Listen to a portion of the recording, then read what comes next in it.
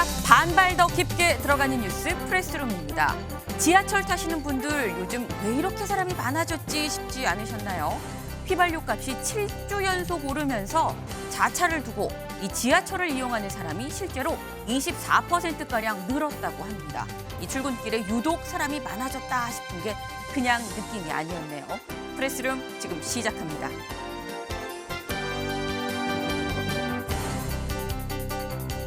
이번 주 내내 간장 한 사발 할 것 같다며 험난한 한 주를 예고했던 국민의힘 이준석 대표가 프레스룸에 출연합니다. 최근 자신을 둘러싼 갈등, 흰머리를 뽑아 대신 전하기도 했는데요. 정치권 현안 이준석 대표에게 직접 들어보겠습니다. 행정안전부가 행안부 내 경찰 전담 조직 신설을 공식화했고 김창룡 경찰청장이 오늘 오전 사의를 표명했습니다. 관련 소식 잠시 후 전해드립니다.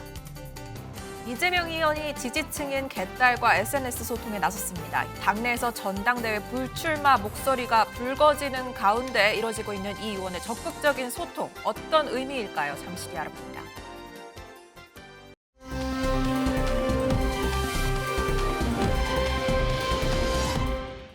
날씨부터 알아보고 오겠습니다. 튼튼한 우산 챙기셨나요? 제가 서 있는 마포대교에는 조금 전 정오를 기해서 물이 퍼붓듯 쏟아졌는데 지금은 또 소강 상태에 접어들었습니다. 이렇듯 중부지방 곳곳으로는 비가 내렸다 그치기를 반복하고 있고 곳곳으로는 바람도 강하게 불고 있습니다. 서해안과 중부 일부 지역에는 강풍특보도 내려졌는데요. 강한 비바람에 대비가 필요하겠습니다. 장마전선의 영향권에 들면서 현재 경기 북부와 영남 일부 지역에 호우특보가 발효 중인 가운데 모레까지 수도권과 강원 영서 내륙 산지에는 250mm 이상의 물폭탄이 쏟아지겠습니다. 이들 지역에 내리는 비는 내일 밤부터 모레 오전 사이 집중될 것으로 보입니다. 충청 지역에도 최대 150mm, 지리산 부근과 제주 산지에 100mm가 넘는 많은 비가 예상됩니다. 남부지방은 무더위 속 갑작스런 소나기가 반복되며 오늘 저녁까지 10에서 60mm의 소나기 구름이 지나겠습니다. 중부지방 비가 내리며 더위가 한풀 꺾였죠. 하지만 남부지방과 일부 동해안 지역은 찜통 더위가 이어지고 있습니다. 일부 남부와 강원 동해안, 제주를 중심으로 여전히 폭염특보가 발효 중이고요. 오늘도 30도 안팎의 무더위를 보였습니다. 내일은 2도가량 기온이 더 오르는 곳이 많겠습니다. 흐린 날씨로 낮 기온이 크게 내려가지 못하며 서울과 대전, 광주 등 일부 지역은 올해 첫 열대야가 나타나기도 했습니다. 밤낮 더위에 지치지 않도록 건강관리 잘해주세요. 중부를 중심으로 한 장맛비는 금요일까지 길게 이어질 전망입니다. 비가 시간당 30에서 50mm로 갑자기 한꺼번에 많은 양이 쏟아져 내릴 수 있겠고요. 또 돌풍과 벼락, 우박을 동반하기도 하겠습니다. 비바람에 피해가 없도록 각종 안전사고에 대비하시기 바랍니다. 지금까지 마포대교에서 날씨 전해드렸습니다.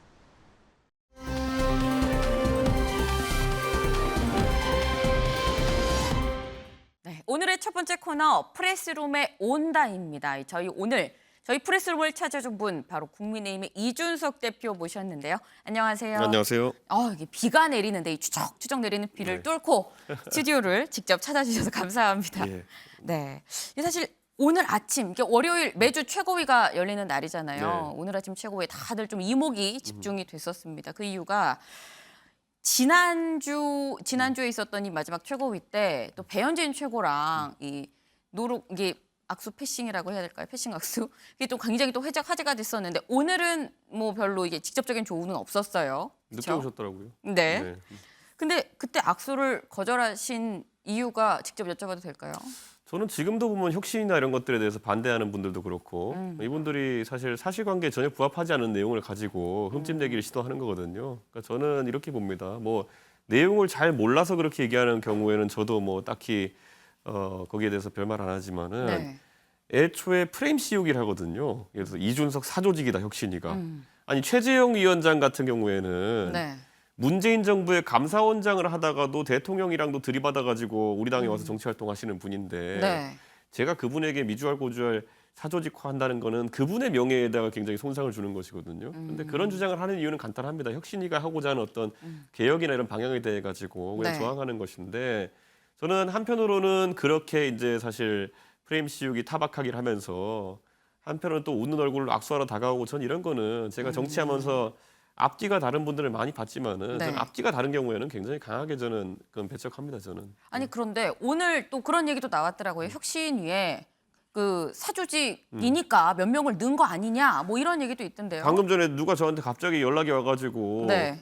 우리 당의 김정재 의원님이 제가 혁신위에다가 5명을 지명했다라고 네. 지금 SBS 방송국에서 발언하고 계시다고 하더라고요. 네. 그런데 제가 그래서 방금 전에 여기 방송 들어오기 직전에 페이스북에다 글을 올렸습니다. 아 뭐라고 올리셨어요? 확인을 5명 못했네요. 이름 좀 대보시라고. 아. 그러니까 이게 그 혁신이든 뭐든 최근에 나오는 것들을 보면은 말 그대로 아무렇게나 그냥 계속 공격하고 반응하면은 왜 반응하냐고 하고 안 반응하면 안 반응했다고 또 이제 그거대로 헛소문 퍼뜨리고 이게 반복되고 있거든요. 네.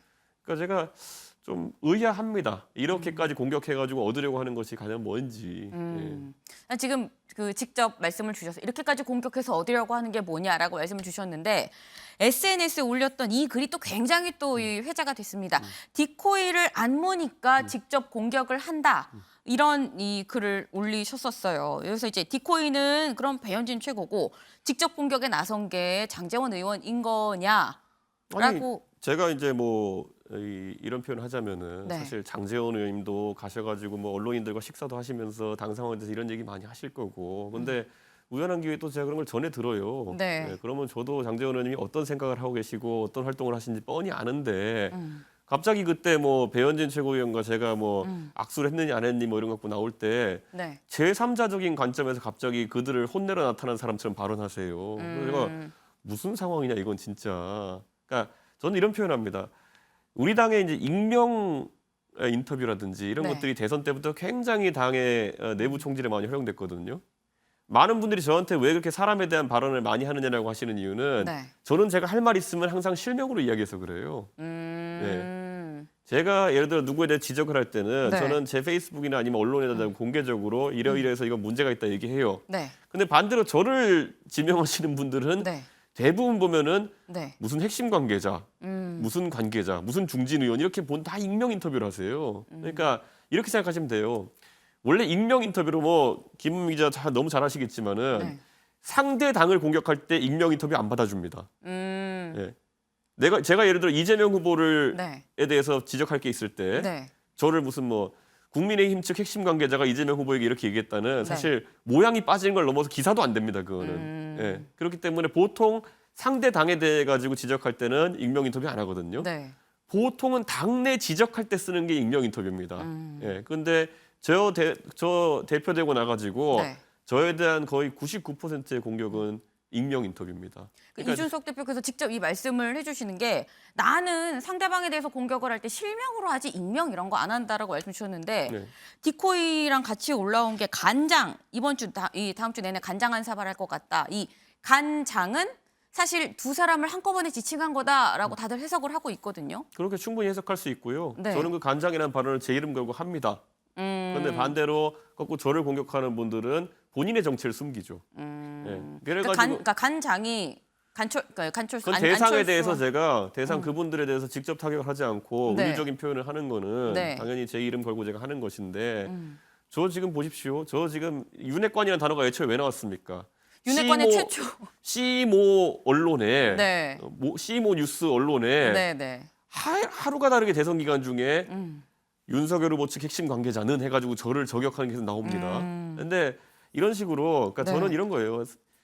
비겁하기까지 한 겁니다, 사람들이. 그러니까 이름을 걸고 그럼 당당하게 대화를 하면 어떻게 되느냐. 예전에 보면은 정진석 부의장과 제가 이제 서로 SNS상으로 서로 이야기한 것도 네. 있고 오늘도 또 김정재 의원님이 참 실명으로 허위 사실을 유포해 주셨어요. 이렇게 5명을 제가 지명했대 혁신위에. 네. 근데 제가 그래서 저는 당당하게 얘기하지 않습니까? 5명 이름 대라. 그러니까 이런 당의 화합에 하나 도움 안 되는 익명이거나 허위 사실 인터뷰 이런 것들 근절해야 네. 됩니다. 예. 아니 그런데 그렇다고 하면은 뭐 배현진 최고, 장제원 의원, 정진석 뭐 부의장부터 해서 다 이제 친윤 그룹이잖아요. 그럼 친윤은 왜 이 대표를 공격을 하는 걸까요? 그렇다고 하면. 그걸 제가 오히려 묻고 싶은 거죠. 그러니까 사실 권력이라고 하는 것들을 네. 뭐 그분들이 향유하고 싶은 것인지는 잘 모르겠으나 그러면 전당대회를 통해서 하시면 됩니다. 예, 이런 방식이 아니라. 네. 근데 제가 지금 봤을 때는 좀 의아한 그런 어떤 상황. 아까 말했듯이 익명 인터뷰 매일 나오죠. 네. 그리고 또 보면은 뭐 허위 사실까지 나오죠. 근데 사실 지금 상황을 보면은 지난 대선 운동 기간에 최초 이제 뭐 윤핵관을 이제 지적을 하셨었던 그 당시 상황이랑 크게 지금 대립 구도가 다르지 않아 보이기도 해요. 저는 어떤 선거든지 아니면 어떤 전쟁이든지 네. 결국에는 끝나고 나가지고 논공행상이 정확해야 된다 이렇게 생각합니다. 그래서 저는 행상은 저는 한 번도 기대한 적이 없습니다. 논공은 정확해야 되는 것이 네. 대선 때 어떤 사람의 한 행동이 표에 득이 됐고 어떤 사람들이나 한 행동이 표에 해가 됐고 이런 것들은 판단하고 움직여야 되는데 소위 제가 그러면은 그때 그럼 나 그러면 선대위에서 빠질게 하고 난 다음에 그러니까 네. 제가 빠지고 난 다음에 지지율이 오르던가요? 네. 그때 지지율이 극단적으로 내려갔죠. 그래가지고 이재명 후보에게 역전까지 허용하고 네. 그 다음에 제가 그럼 다시 와가지고 그 선거운동에 참여하고 나가지고 또 상승한 부분도 있죠. 근데 이런 것들은 명징한데 네. 사실 또 그걸 하자는 겁니다. 지금 무슨 말이냐면 지금 보십시오. 지금 당 지지율이 지난주 기준으로 해가지고 좀 하락 추세고 네. 윤석열 정부에 대한 긍정 부정도 저희가 긍정이 하락 추세에 있는 거는 네. 자명해 보입니다. 근데 그러면은 자 이거 해석입니다. 또 이제 보면은 네. 아마 제가 이번에 간장 한 사발 이렇게 표현한 거는 네. 대통령 안 계신 한 4, 5일 동안에 이번에 이거 내려간 거는 이준석 때문이야라는 말을 무수히 할 겁니다. 이제 무수히 할 겁니다. 그리고 그러면 제가 지금 지난주 네. 소위 말하는 그 악수했다는 그날부터 해서 한 마디도 안 하고 있거든요. 네. 이제 한 마디도 안 하는데 떨어지면 또 이제 누구 때문인지 또 찾아다니겠죠. 이제 보면 제가 뭐라고 하면은 이준석 때문이다. 한 마디도 안 해도 이준석 때문이다. 이렇게 할 거거든요. 네. 한번 지켜보시죠. 어떻게 될지. 네. 지금 이 대표가 직접적으로 간장이라고 표현한, 간장 한 사발로 표현된 두 사람이 있습니다. 안철수, 장제원 의원. 오늘 이 대표의 이 간장 한 사발 발언을 이 기자들이 직접 두 사람한테 물어봤는데요. 이 두 사람이 뭐라고 얘기를 했는지 잠깐 들어보고 얘기 이어가 보겠습니다. 혹시 뭐 간장에 대해서 따로 하신 말씀 없으세요? 전 무슨 뜻인지 모르겠어요. 한국말인데 무슨 뜻인지 모르겠네요. 뭐 속이 타나 보죠. 이준석 대표가 간장 한 사발 할 거다 이런 비유를 한 거에 대해서 어떻게 보시는지. 나 지금 분명히 몰라요. 부모님 저격했다고 이제 나오는데 아니 뭐 저기요 정도 맞나? 네, 지금 들어보셨는데 안철수 의원이 속이 타나 보죠. 뭐 이렇게 얘기를 했어요. 근데 또 최근에 뭐 흰머리 한 번에 3개나 난다고 뭐 올려주시기도 했어서 이게 대외적으로 바깥에서 제3자가 보기에는 속이 탈 수 있는 상황이다라고 판단이 될 수 있는 부분이기도 하거든요. 그냥 SNS는 네. 제가 SNS에 축약으로 해가지고 해석의 여지를 두고 올리는 이유는 네. 그게 제일 낫기 때문입니다. 그러니까 해석의 여지를 갖고 보시면 될 것 같고요. 네. 저는 지금 결국에는 이게 누가 보신다 하더라도 6월 1일 지방선거 끝난 이후에 조직적인 움직임이 있는 거 아니겠습니까? 예를 들어 제가 먼저 선제적으로 누구한테 뭐라 한 일이 있습니까? 보통 보면 제가 우크라이나 간 거에 대해 가지고 다 대통령실과 상의하고 외교부와 상의해서 가는 건데 네. 무슨 제가 거기 여행 허가 구역이에요. 제가 손 들고 제가 간다 그래도 갈 수도 없는 곳이에요. 다 정부 관계자들 협의해서 가는 것인데도 네. 갑자기 정진석 부의장이 거기서 타박을 하지 않나. 네. 그리고 뭐 그 뒤에도 보면은 지금 뭐 계속 일련의 사태들을 보면은 네. 저는 가만히 있어요. 예. 그러니까 배현진 최고위원이 그때 뭐 혁신이는 이준석 사조직이 아니냐 그랬는데 도대체 어떤 사조직을 꾸리는데 최재형 위원장 같이 참 성격 깐깐하신 분을 사조직의 수장으로 앉히며 그리고 도대체 어떤 사조직이길래 네. 그 최고위원들한테 한 명씩 추천해달라 그래가지고 8명을 추천받아서 구성합니까? 네. 그러니까 애초에 조금만 생각해 그러니까 이번에 또 혁신이 명단이 다 짜인 다음에는 네. 만장일치로 또 최고위에서 통과가 됐어요. 사조직이 아니라고 생각했는지. 네. 그러니까 처음부터 애초에 공격부터 아무렇게나 한 다음에 나중에 끼워 맞추는 상황이 계속 발생하고 있기 때문에 네. 이게 뭐 참 저는 뭐라 할지 모르겠지만은 네. 그냥 말하고 싶으면 말을 하세요. 그냥 계속 이렇게 빙빙 돌리지 익명 말고. 인터뷰나 이렇게 하지 말고. 예. 네. 근데 지금 계속 혁신이 말씀을 주시는데 오늘 혁신이가 첫 회의를 했고 또 마찬가지로 약간 대립으로 해서 미래혁신 포럼이 또 오늘 장제원 의원이 미래혁신 포럼이 같이 이렇게 떴습니다. 지금 언론에서는 사실 이 두 개를 같이 주목해서 지금 보고 있는데 또 이 묘한 게 미래혁신 포럼에 김종인 전 비대위원장이 연사로 쓰셨어요. 근데 김종인 전 비대위원장이 뭐라고 하셨냐면 국민의힘에 소속된 많은 의원은 오로지 대통령만 보고 사는 집단이다. 굉장히 쓴소리를 김종인 위원장이 그 모임이 무슨 모임인지 모르고 갔겠습니까? 가가지고 그 친윤이라고 스스로 주장하는 분들 모여있는데 가가지고 네. 니네 대통령 바라기 하라고 하고 온 거예요. 근데 그거는 김종인 위원장이 네. 그 모임의 성격을 알고 한 말씀 하시러 간 거죠, 그거는. 그게 그 모임에 대한 지지를 나타내는 것도 아니고 네. 다들 마침 모여 있다길래 가서 너희들 들어라 하고 이제 하신 거니까 아. 그 모임이 진짜 깨어 있는 그런 어떤 윤석열 정부의 성공을 위한 모임이라면은 네. 오늘 느낀 게 많아야 될 것이고, 어. 예, 뭐 근데 별로 안 느낄 것 같은데. 예.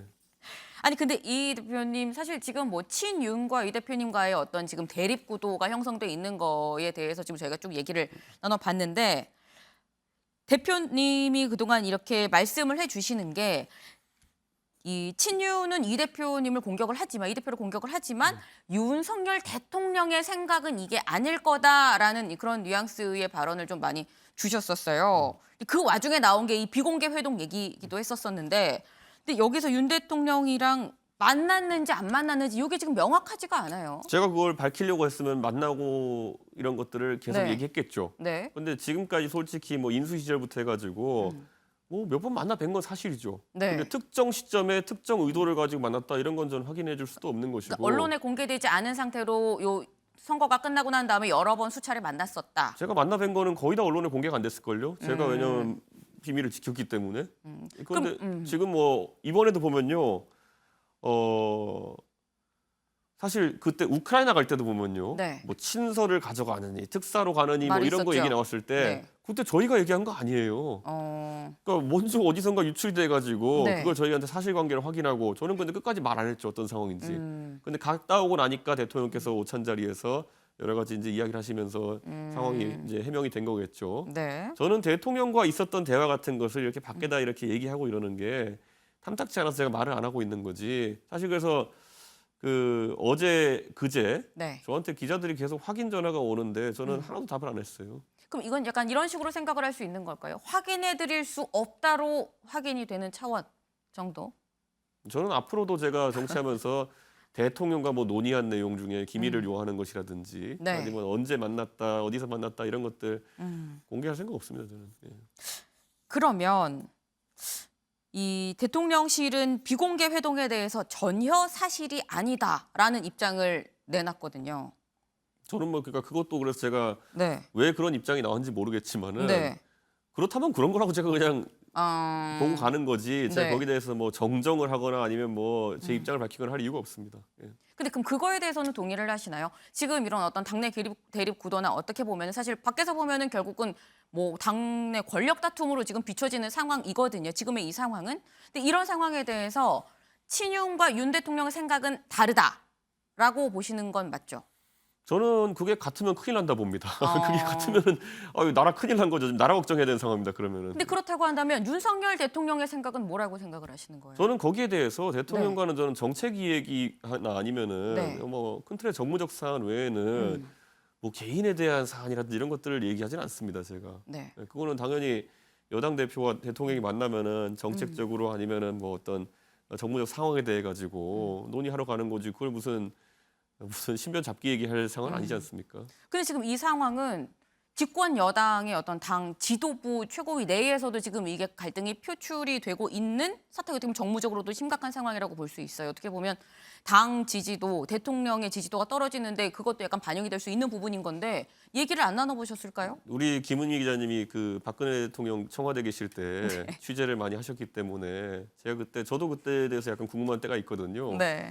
2016년 총선을 앞두고 네. 소위 말하는 그때 진박 또는 진실한 사람이라고 하는 사람들이 완전 네. 당을 해집어놨거든요. 네. 그게 박 대통령의 의중이었을까요? 아니었을까요? 그때랑 비견할 저는 수 아니었다고 있는- 믿고 싶습니다. 박 대통령의 의중이. 네. 근데 뭐 그거는 진실에 근접한 거는 아마 김은미 기자 더 잘하고 계시겠죠. 네.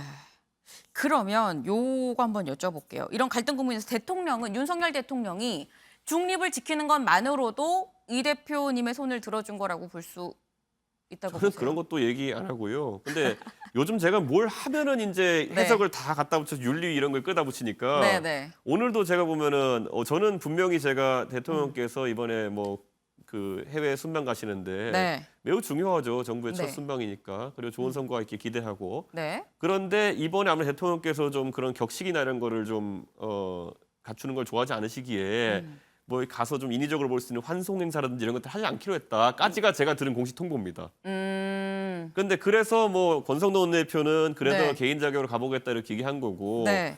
저는 아니 대통령께서 그렇게 그런 어떤 허례허식을 좀 멀리하는 모습 보이시겠다는데 저는 네. 오히려 거기에 부합하는 게 낫지 않을까 해서 저는 안 가는 거고 근데 이게 호사가들의 입에 들어가면은 이런 식으로 됩니다. 가면은 뭐 윤리위 때문에 뭐 이렇게 민원 넣으러 갔다 그럴 거고 네. 안 가면 대통령한테 불편한 생각이 있어서 안 간다 그럴 거고 네. 이런데 사실은 그겁니다. 대통령께서 그런 순방 가실 때도 네. 행사 있어가지고 허례허식을 좀 없애려는 분위기인 것 같으니 저는 네. 안 가는 게 맞겠다 이렇게 생각한 거고 권성동 대표께서는 다른 생각이 있었던 거고 근데 이게 머릿속에 윤리밖에 없는 분들한테 가면 그렇게 돼버립니다. 네. 네. 아니 안 그래도 딱 여쭤보려고 그랬는데 먼저 말씀을 지금 주셨어요. 네. 근데 저는 이건 제 개인적인 이 궁금증이기도 한데 예전에 이런 언론 인터뷰 때 윤석열 대통령은 뭐 소통을 잘 하고 있다라고 말씀을 하시면서 휴대전화 번호도 안 바꿨다 네. 그랬는데 그러면은 평소에도 윤 대통령하고 자주 전화로 이렇게 소통을 하는 편이신가요? 제가 그 대통령을 뭐 이렇게 귀찮게 해드리면 안 되기 때문에 네. 꼭 필요한 사안이 있을 때 정도에는 네. 제가 전화로 소통을 합니다. 그런데 그걸 뭐 그것도 역시나 어떤 이슈로 언제 했는지 이런 걸 제가 말씀드릴 수는 없는 거고 그러다 보니까 대통령께서는 저도 뭐 여러 분의 대통령이나 큰 지도자들을 네. 제가 모셔보기도 했고 이렇게 했지만은 소통이 굉장히 잘 되시는 분입니다. 아까 이 대표님이 먼저 이제 윤리위 말씀을 하셨어요. 지금 이 윤리위가 7월 7일 날 이제 열릴 예정인 건데 앞서서 하셨던 말씀이 경고 처분만 나와도 이건 내가 받아들이기 어려운 거다라는 말씀을 주셨던 바가 있습니다. 그러니까 이게 경고라고 하는 것은 네, 처분의 경중을 이야기하는 것이고요. 그렇죠. 징계 네. 중에서 제일 낮은 단계가 그러니까 경고죠. 문제가 있냐 없냐에 대한 판단은 애초에 어떤 징계를 받느냐 아니냐에 대한 부분이거든요. 네네. 그런데 윤리위가 지금 뭐 선제적으로 판단을 한다 그러면은 좀 거기에서 당연히 이의를 제기할 수밖에 없는 상황이고 보통은 이런 겁니다. 보통은 윤리위에 제기되는 건들도 예를 들어 형사적으로 예를 들어 뭐 수사기관에 누가 고발을 한다든지 해가지고 형사 네. 절차가 있으면은 그 절차를 보고 나서 판단을 하는 게 보통은 일반적인 상황입니다. 왜냐하면 정당 입장에 봤을 때 네. 가장 곤란한 게 뭐냐면은 윤리위에서 어떤 판단 내렸어요. 그럼 나중에 뭐 그 수사 결과나 이런 게 나왔는데 문제가 없다고 나와요. 그럼 정당이 나중에 그걸 어떻게 해결하겠느냐. 그렇기 때문에 그렇게 된 상황에서 보통 네. 뒤로 이렇게 밀어놓고 수사 결과를 보고 간다라는 게 일반적인데 지금은 오히려 지방선거를 앞두고 이걸 게시해버렸단 말이에요, 윤리위가. 무슨 생각이 있는지 제가 잘 윤리위에 들어본 적이 없어서 모르겠지만은 덕분에 지금 굉장히 지금 뭐 혼란스러운 상황이 왔습니다. 예. 그러니까 경찰 수사 결과가 나온 다음에 윤리위를 계속 진행하는 게 맞지 않겠느냐라는 말씀이신 그리고 거죠. 경찰 수사라는 것도요. 물론 중간에 선거가 끼어 있긴 했지만은 제가 고발한 것도, 그러니까 제가 그 말씀하신 분들 고발한 것도, 그리고 네. 상대도 저를 고발한 것도 12월, 1월 초부터 아마 시작됐을 거예요. 그러니까 벌써 상당한 기간이 진행된 것이기 때문에 네. 결과가 곧 나올 텐데 그렇게 하는 건 이해가 가지 않습니다. 근데 일각에서는 어쨌거나 이 윤리위가 7월 7일 날 뭐 직접 얘기를 들어보신다고 했으니까 들어보고 난 다음에 결과가 뭐 만약에 징계 처분이 나온다고 한다면 그럼 이게 당규 30조의 당대표 권한으로 이 징계 처분을 취소할 수도 있고 뭐 그런 게 있더라고요. 아니 뭐 권한으로 따지면요. 윤리위 네. 해산해 버릴 수도 있어요. 그런데 그거를 제가 네. 쓰기를 바라는 분들이 있나 봐요. 자꾸 그걸 누가 스물스물 얘기를 하는데 전 쓸 생각이 없기 때문에 아, 전혀 그거는 쓸 생각이 없다. 아니, 애초에 이거 쓸 생각도 없었고 네. 언급도 안 해. 똑같은 겁니다. 자꾸 그걸 쓸 수 있다는 식으로 뭐 언론이 질문을 하고 이렇게 하면서 네. 그것도 저에 대한 이제 이미지 공격이겠죠. 그것도 보면은 예, 그렇게 하는 거고 아까 말했던 것처럼 징계에 대한 취소 권한이라는 것이라든지 아니면 네. 정지 권한이라는 것도 당 대표에게 있는 건 맞고요. 그런데 저는 거기에 행사에 대해서 단 한 번도 이야기한 적도 행사할 생각도 없습니다. 네. 아니 지금 뭐 저에 대한 그 일종의 뭐 이미지 공격이라고 말씀 주셔서 홍준표 이 대구시장이 이런 얘기를 했어요. 이 대표님 윤리위 제소된 거에 대해서 성남 총각도 멀쩡하게 야당 지도자를 하지 않냐. 살다 보면 실수도 할 수 있지. 잘 헤쳐가라. 말씀을 주셨는데 잘 헤쳐가라만 보면은 응원인 것 같기도 한데 이게 사실 전체를 보면은 응원인지 저격인지 잘 뭐 아리송하기도 하고요. 저분 저거 올리기 전에 저한테 연락 오셨어요. 네, 오셔가지고 뭐라고 하시던가요? 야, 니는 그 초기 대응이 잘못됐다 이러는 거예요. 그래서 어떻게 대응했어야 돼요? 그래서 그러니까 그런 거는 다 무시하고 가야 된다 이러는 거예요. 그래서 그거야 뭐 그거야 걔는 지져도 귀찮은 간다 뭐 이렇게 그거야 하고. 대표님 사는 방식이고 그거 알겠다고 하고 이렇게 했는데 네. 뭐 항상 홍준표 대표님이야 이제 시장님이시죠. 홍준표 시장님은 저한테 적재적소에 좋은 조언 해주시고 예, 저는 뭐 굉장히 저를 아껴주시는 분이기 때문에 특유의 익살이지 이게 설마 네. 저를 골탕 먹이로 하셨을까 하는 생각이 듭니다. 네. 아니 이준석 대표 보니까 이 대깨준이라는 말이 있더라고요. 그만큼 뭐 팬덤을 가지고 있는 정치인이라고 볼 수 있을 것 같은데 이 대표 취임 후에 당원이 20만에서 80만까지 늘어났다라는 건 사실 앞서서 나온 내용인데 만약에 이 대표님이 어떤 뭐 윤리위의 징계를 받는다거나 할 경우에 그러면 이탈할 당원의 규모가 얼마큼 된다라고 판단을 하십니까? 저는 저희가 뭐 20만에서 80만 늘어날 때 제가 다 모아온 당원도 아닐 테고 분명히 저를 보고 오신 당원들이 꽤 있는 것 같습니다만 보고 온 당원이 얼마나 된다고 보세요? 모릅니다. 저희도 그걸 추정할 뿐이고 그런데 그분들이 만약에 이 당원으로서 우리 당에 오셨으면은 네. 그럼 뭐 윤리 판단이 있으면은 나중에 정치적으로 힘을 모아서 예를 들어 다음 전당대회나 이럴 때 위력을 발휘할 것이지 뭐 이렇게 흩어지거나 이러지는 않을 거라는 생각을 하고요. 네. 그리고 사실 팬덤 정치라고 하는 거 얘기를 듣기에는 제가 네. 그분들한테 아무것도 안 해줍니다. 이재명 후보 같은 분들은 뭐 그 이재명 의원 같은 경우에는 뭐 그분들한테 이름도 지어주고 네. 사실 이름을 왜 그렇게 지었는지 모르겠는데 저는 자기 그 팬덤한테 네. 개딸이라는 들어도 기분 나쁜 이름을 지어주는 이런 희한한 분은 처음 봤거든요. 네. 근데 그거 좋은 줄 알고 그러고 막 이제 막 개딸들아 이러고 막 이러고 있는데 네. 그냥 좀 이상하죠. 제가 봤을 때는. 그러니까 나는 팬덤 정치를 지향하는 건 아니다라는 말씀이신 걸까요? 지향하려면 제가 이제 그런 거 해야죠. 네이버 카페 열고 거기에 뭐 아. 누구처럼 뭐 카페 직이나 아니면은 뭐 네. 팬클럽 회장 같은 거 하나 두고 그다음에 뭐 10,000원씩 걷고 이런 거 해야죠, 이제. 근데 저는 그런 거 절대 안 합니다. 네. 마지막으로 요거 하나만 좀 여쭤보겠습니다. 저희 프레스룸이 월요일부터 목요일까지 방송하고 금요일에는 유튜브 방송이 T쫓기, TV에서 쫓겨난 기자들이란 네. 유튜브 방송을 하는데 네. 이준석 대표 관련해서 이제 오늘 출연한다고 말씀을 드렸더니 여러 질문이 쏟아졌어요. 네, 네. 그 중에 하나가 네. 이 대표는 멘탈 관리를 어떻게 하는지 궁금하다라는 질문이 있었습니다. 그냥 웃으면서 다 넘기는 거고. 네. 예. 그냥 뭐 제가 봤을 때는 제가 정치하면서 어려움이나 아니면 이런 것들은 계속 겪지만은 네. 저는 큰 틀에서 아까 말했던 것처럼 다른 사람들에 비해 장점이라 그러면 단기적 목표가 아닌 장기적 목표를 세울 수 있다는 지점에 있습니다. 네. 보통 당대표는 이제 60대 남성이 보통 당대표가 되거든요. 보통은 그렇죠. 네. 그럼 그 사람들은 5년 내에 본인 대선 나가기 위한 준비만 합니다. 조직을 만들고 자기 사람 채우고 뭐 이렇게 하지만 저는 30대 당대표는 뭐가 다르냐면요. 네. 저는 나중에 제가 한 10년 정도 뒤에 찾아먹을 만한 제도를 만들려고 합니다. 네. 나중에 10년쯤 뒤에 제가 더 큰 정치를 할 기회가 있으면은 네. 그때쯤 지금 만들어 놓은 제도들로 인해 가지고 정치가 좀 정상화되고 새로운 인재들도 많이 발굴되고 네. 그리고 그들이 또 동지가 될 수 있는 그런 세상을 원하는 거지.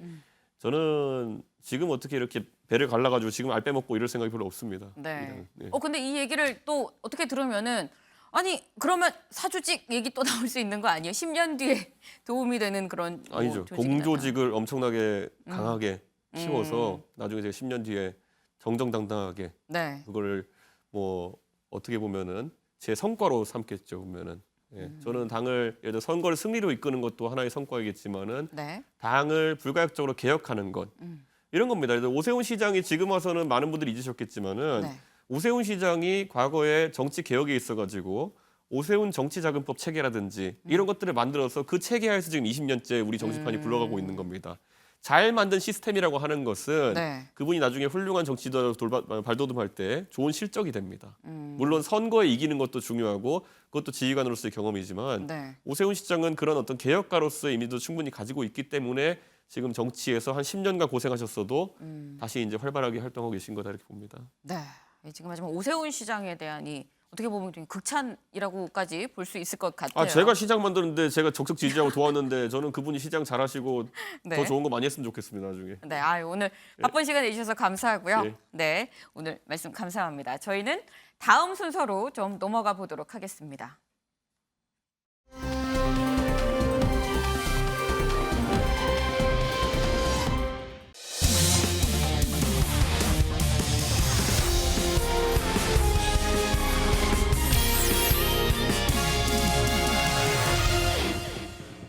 네, 즐거운 큐시트웨이 시간입니다. 오늘의 첫 번째 소식 유호정 기자가 준비했죠? 네, 제가 준비한 첫 번째 아이템 오늘 오전에 나온 소식입니다. 함께 네. 보시면요. 행안부 경찰국 발표 날 김창룡 경찰청장 이 사임이 최선입니다. 이 김창룡 경찰청장이 오늘 오전, 이른 오전에 사의를 표명했습니다. 김 청장의 임기가 다음 달 23일까지, 그러니까 한 달도 채 남지 않은 상황에서 내려진 결정인데요. 네. 경찰청 오늘 오전 기자단 공지를 통해서 김 청장이 사의를 표명했다라고 알려왔고요. 네. 경찰청에서도 굉장히 전격적인 결정이다라는 반응들이 나오고 있습니다. 예, 그도 그럴 것이 오늘 오전 11시에 기자간담회도 예정되어 있었고 또 네. 오후 4시에는 시도청장 화상회의도 있었거든요. 전부 다 취소가 됐고요. 오늘 네. 오전에 열린 이 경찰청장 아침 회의 직후에 사의를 표한 것으로 전해집니다. 네, 지금 이 요정 기자 얘기를 들어보면 경찰청 내부에서도 전혀 몰랐었던 그런 깜짝 이 사의 표명인 것으로 보입니다. 그런데 김 청장 이 오늘 기자회견을 또 자처를 했더라고요. 뭐라고 하던가요? 네, 오늘 오전에 기자 간담회가 있었는데 네. 이걸 지금 취소한 후에 오후 12시에 공식적인 기자회견을 자처한 상황입니다. 네. 그동안 이 행안부 내에 경찰 제도 개선 자문위원회가 내놓은 일종의 경찰 통제안에 김 청장이 공식적으로 반발해 왔는데요. 네. 오늘 12시에 있었던 짧은 입장문에도 이 내용이 담겨 있었습니다. 직접 들어보시죠. 존경하는 국민 여러분, 14만 경찰 가족 여러분, 저는 지금 이 순간 경찰청장에서 사임하고자 합니다. 현행 경찰법 체계는 국민적 염원이 담겨 탄생한 것으로 이러한 제도적 기반 위에서 경찰은 세계 최고 수준의 안정된 치안을 인정받을 정도로 발전을 이루어 왔습니다. 권고안은 이러한 경찰 제도의 근간을 변화시키는 것으로 그간 경찰은 그 영향력과 파급 효과를 고려하여 폭넓은 의견 수렴과 심도 깊은 검토 및 논의가 필요함을 지속적으로 강조해 왔습니다. 비록 저는 여기서 경찰청장을 그만두지만 앞으로도 국민을 위한 경찰제도 발전 논의가 이어지기를 희망합니다. 네, 뭐 치안감 인사 사태 이런 것에 대한 언급은 없었고요. 방금 들으신 것처럼 권고안에 대한 반발의 뜻만 좀 우회적으로 밝힌 상황입니다. 이 발표 직후 굉장히 짧은 입장문이었는데 발표 직후에 김 청장 곧바로 퇴근을 했습니다. 네. 퇴근길에 기자들 질문을 좀 받았는데 네. 이 주말 사이 이 장관과 통화를 했다라는 질문에 경찰청 입장을 말씀드렸고 장관님은 또 장관님의 의견을 얘기를 했다. 그게 다다. 라고 얘기를 했거든요. 네. 결국에 의견차를 좁히지 못한 점, 이 부분이 오늘 입장문 발표에 좀 계기가 되었던 것으로 보입니다. 네. 아니 그런데 이 김창룡 청장이 사실 사퇴설이 나오기는 좀 진즉에 나오긴 했습니다. 근데 최초에 사퇴설이 불거졌을 때 그때는 좀 수습하려고 했었던 거 아니었나라는 생각이 드는데요, 김현 기자. 네, 그렇습니다. 이 처음 사퇴설 나왔을 때가 네. 이 치안감 인사 번복 사태 때 윤석열 대통령이 이를 국기문란이라고 이야기를 네. 하면서 이때 처음 사퇴설이 나왔었는데 네. 이 발언 국기문란 발언 당일에 이 김 청장 직에 연연하지 않고 이 업무 소홀히 하지 않고 끝까지 하겠다. 네. 이런 약간 계속 하겠다는 입장을 좀 보였었거든요. 네. 그런데 그 다음 날 윤석열 대통령이 출근길에 이 기자들에게 이 국기문란 발언 사실상 김 청장에게 좀 압박을 하신 거 아니냐 이런 발언 질문을 던졌는데 여기서 윤석열 대통령이 경찰청장 임기 한 달 남았는데 그게 중요하냐 이런 네. 발언을 내놨습니다. 이 사실상 김 청장이 있으나 없으나 상관없지 않냐 이렇게 해석이 될 수 있는 발언이었거든요. 네. 그리고 결국 오늘 이제 사의를 표명을 한 건데 네. 일단 윤석열 대통령의 당시 발언 저희가 모아봤습니다. 직접 들어보시죠. 경찰에서 행안부로 그 자체적으로 추천한 인사를 그냥 고지를 해버린 거예요. 그러니까 말이 안 되는 얘기고 이거는 어떻게 보면 국기문란일 수도 있고 인사권자는 대통령입니다. 이것을 또 언론에다가 마치 인사가 번복된 것처럼 이렇게 나간다는 자체는 아주 중대한 국기문란 아니면은 이거는 어이없는 공무원으로서 할 수 없는 그런 과오라고 볼 수 있습니다. 어제 국기문란까지 말씀하셨는데 김창룡 청장에 대한 뭐 잦은 사퇴라든지 뭐 압박, 경질까지 염두에 두신 건 어떤 입장? 뭐 임기 이제 한 달 남았는데 뭐 그게 중요합니까? 네. 지금 뭐 임기 한 달 남았는데 그게 중요합니까? 라고까지 얘기하는 윤석열 대통령의 발언까지 지금 들어보셨습니다. 그런데 이 치안감 인사 번복에 대한 어떤 책임 추궁이랄까요? 이런 압박으로 김창룡 청장이 사의를 표명했다고 보기엔 김영 기자, 이 오늘 기자회견을 하면서 밝힌 게 이 경찰제도위원회 이 권고안에 대해서만 좀 얘기를 한 것 같기도 해요. 네, 그렇습니다. 김 청장 오늘 사퇴 기자회견에서 네. 다른 뭐 정치적 멘트나 어떤 해석을 남기는 어떤 이야기 없이 딱 이 내용만 언급을 했습니다. 그러면서 기자들의 질문 이어졌지만 네. 기자들의 질문도 답변 없이 경찰청 빠져나가는 모습 보였거든요. 일단 지금까지 나온 보도 내용을 좀 종합을 해보면은 김 네. 청장과 이 이상민 행안부 장관이 네. 오랜 전화 통화를 하면서 서로 의견을 좀 어느 정도 조율을 해봤지만 네. 입장 차이를 좁히지 못하자 이제 사의를 좀 결정하게 된 요인이 된 것 같습니다. 네. 하지만 정치적 멘트 없었지만 네. 이 정치권, 특히 국민의힘 쪽의 생각은 좀 다른 것 같습니다. 이 사표 행위 자체가 정치적 의도가 다분하다 이렇게 비판하는 모습 보였거든요. 권성동 원내대표 이야기 직접 들어보겠습니다.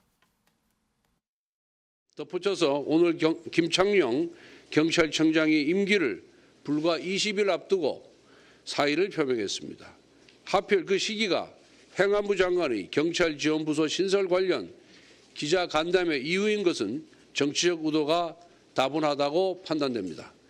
경찰지원부서 신설을 해박놓고 마치 민주투사라도 되는 양 자기 정치를 하는 것입니다. 김 청장의 정치 행위에 대해서는 국민들이 마땅히 판단해 주시리라고 생각합니다.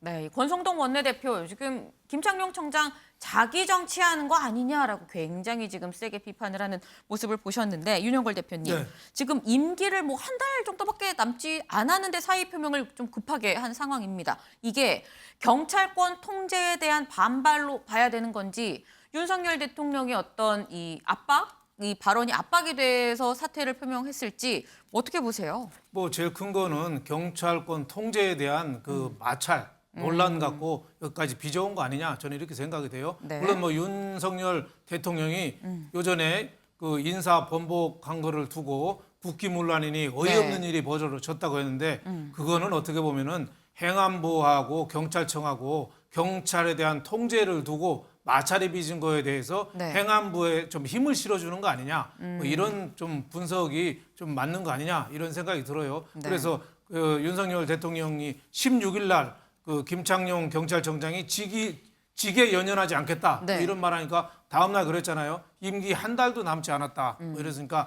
당신이 경찰청장이 그만 사퇴를 하고 안 하고는 중요하지 않다. 어차피 임기 별로 안 남았으니까 후임 청장 바로 물색할 거다. 네. 이런 뜻이니까 제가 보기에는 윤석열 대통령이 경찰권 지금 9월부터 거의 중대 수사 웬만한 거 직접 다 하잖아요. 네. 경제하고 부패만 빼놓고 그러니까 직접 수사를 대비해서 경찰에 대해서 어느 정도 민주적인 통제를 해야 되는 거 아니냐. 그리고 경찰청을 어느 정도 컨트롤할 수 있는 행안부에 경찰국을 두는 거 뭐 이런 여러 가지 문제에 대해서 경찰청은 반발하고 있고 또 윤석열 대통령이나 행안부에서는 강력히 밀고 있는데 어떻게 보면은 그 경찰청이 더 이상 손을 쓸 수 없는 단계 아니냐.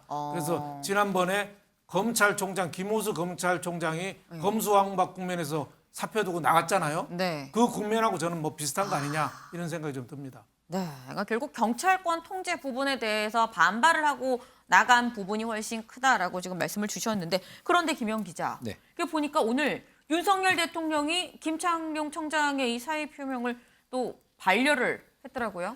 네. 보류를 했더라고요. 네, 그렇습니다. 윤석열 대통령이 즉각적인 사표 수리는 하지 않았습니다. 네. 대통령실 핵심 관계자를 통해서 밝힌 내용인데요. 네. 일단은 법과 절차대로 이 사표를 처리하겠다. 이런 입장을 밝힌 상태입니다.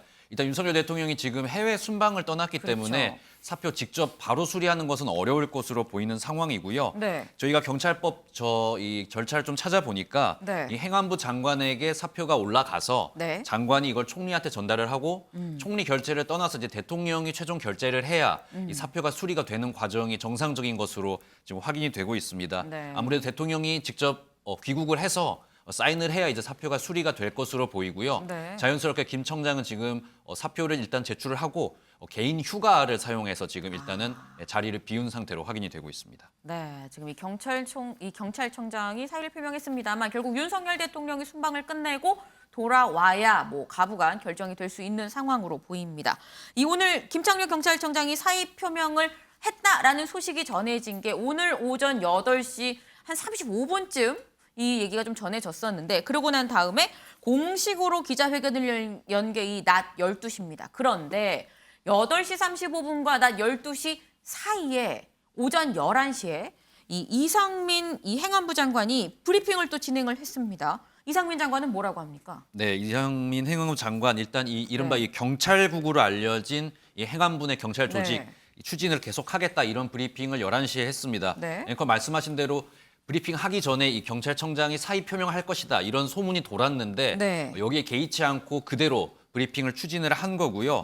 그럼에도 불구하고 이 이상민 장관 충분히 대신 경찰청장과 이야기는 나눴다 이런 입장을 밝혔습니다. 네. 그러면서 이 본인이 원래 준비했던 정권 차원에서 준비했던 이 계획은 그대로 추진을 할 것이라는 뜻도 동시에 밝힌 상황인데요. 네. 사실상 사표를 수리할 의사가 있는 것으로 지금 해석이 되고 있습니다. 김청룡 경찰청장과 이상민 행안부 장관 목소리 저희가 준비해봤는데요. 함께 들어보시겠습니다. 그런데 왜 30년 동안 조직이 변화하지 않았습니까? 그것은 경찰이 지나치게 비대하고 권력과 너무 가까웠기 때문입니다. 하지만 윤석열 정부는 다릅니다. 헌법과 법의 정신에 맞추게 모든 것을 하나하나 고쳐 나갈 것입니다. 오전에 김창룡 경찰청장께서 사의 표명을 하셨는데 일단 경찰청장의 사임에 대해서는 법과 절차에 따라서 처리될 것으로 알고 있고요.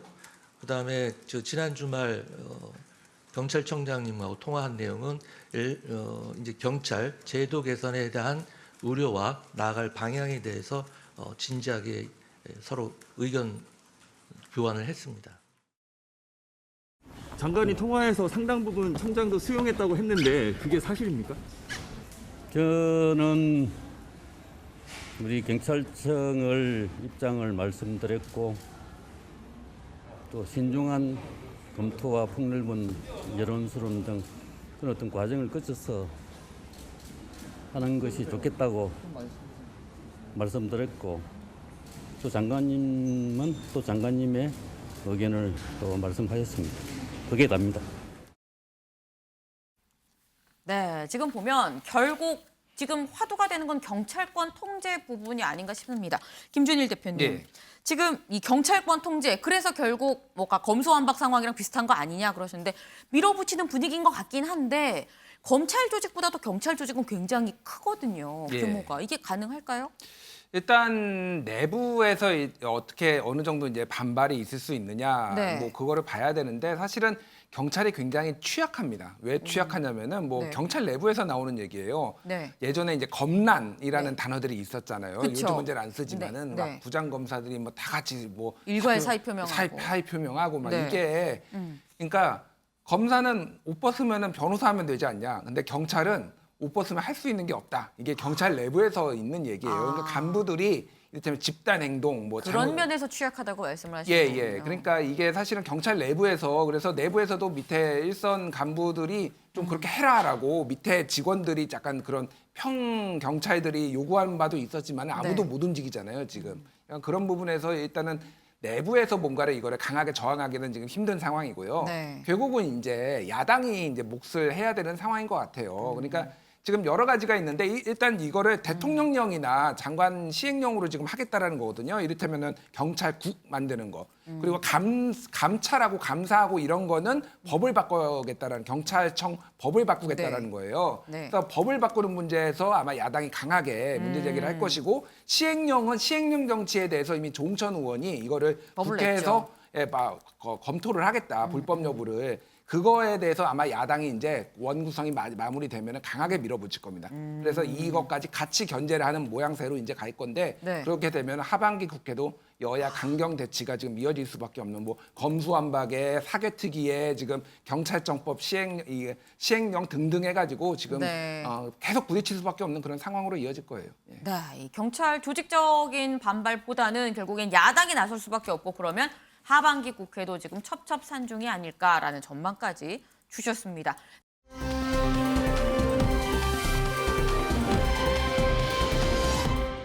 다음 아이템은 이수아 기자가 준비했네요. 네, 제가 준비한 아이템 제목은요. 개딸과 소통 나선 이재명, 몸값 올리는 박지현입니다. 우선 이재명 의원 소식인데요. 이 의원이 자신의 지지층인 개딸들과 심야 SNS 소통에 나섰습니다.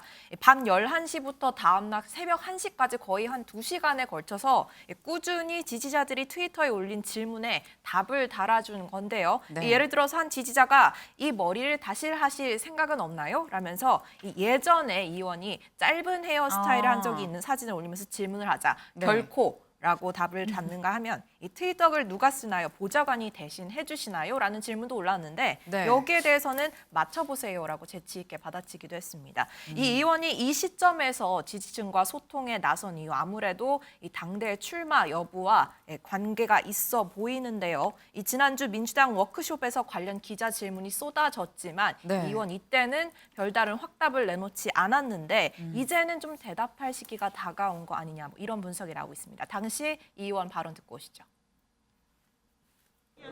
참석 소회 먼저 말씀 좀 부탁드릴게요. 많은 분들의 좋은 의견을 들은 것 같습니다. 어제 조별 토론에서 불출마 얘기가 나왔다는 하는데 어떻게 바라보세요? 지금 경제가 매우 어려운 상황이고 국민들의 고통이 참으로 극심합니다. 국민의 삶을 책임지는 정당으로서 경제 위기 극복 방안이나 또 민생의 어려움을 해결하는 문제에 대해서 한번 깊이 있는 논의가 있었으면 좋겠다는 생각이 많이 들었습니다. 네, 고맙습니다. 전당대회 관련해 그냥 잠깐만 미안합니다.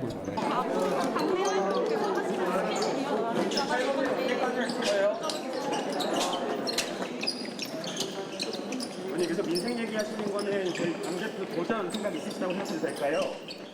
경제 위기에 대해서 네, 기자들의 질문에서 언급됐던 108번뇌, 이 의원의 108번뇌는 아마도 이번 주쯤 끝날 것이라는 관측이 나옵니다. 이 의원 측은 이 여야 원구성 협의가 어느 정도 진행이 되면 네. 이번 주 평일은 좀 어렵더라도 주말까지는 이 당대의 출마 여부를 결정할 수 있지 않겠느냐라는 얘기를 현재 하고 있는 상황입니다. 네, 지금 이재명 의원 108번뇌 중이다라고 했었는데 지금 새벽 시간 2시간 동안 SNS를 통해서 본인 지지자랑 직접적으로 이 소통을 하는 모습입니다. 윤영글 대표님, 네. 사실 워크숍에서 뭐 불출마하는 게 어떠냐라고 뭐 거의 직접적으로 이 얘기가 나왔었죠. 그런데도 불구하고 지금 새벽 2시간 동안 이 SNS로 소통을 한다는 건 난 나가겠다라는 뜻이겠죠? 뭐 나가겠다는 강력한 표시죠. 네. 지난주에 민주당 워크숍에서는 어떻게 보면은 이재명 후보 불출마 촉구 대회에 비슷했거든요. 다들 면전에서 나가지 마라. 홍영표 의원이나 서른 의원 다 그랬는데 거기서는 네. 108번뇌하고 있다. 고민을 많이 하고 있다. 근데 그건 일종의 립 서비스죠. 어제 개딸들하고 그 며칠 전에 새벽에 저렇게 그 SNS를 열심히 한 거는 108번뇌가 아니라 루비콘 강을 건넜다. 주사위는 던져졌다. 아, 줄리어스 시저가 카이사르가 네. 루비콘 강 건너면서 주사위는 던져졌다고 그랬잖아요. 네. 주사위는 던져졌다고 선언한 거예요. 아. 그러니까 강성 지지자들한테 나 저 워크숍 가서 많이 시달렸는데 여러분 어떻게 생각하세요?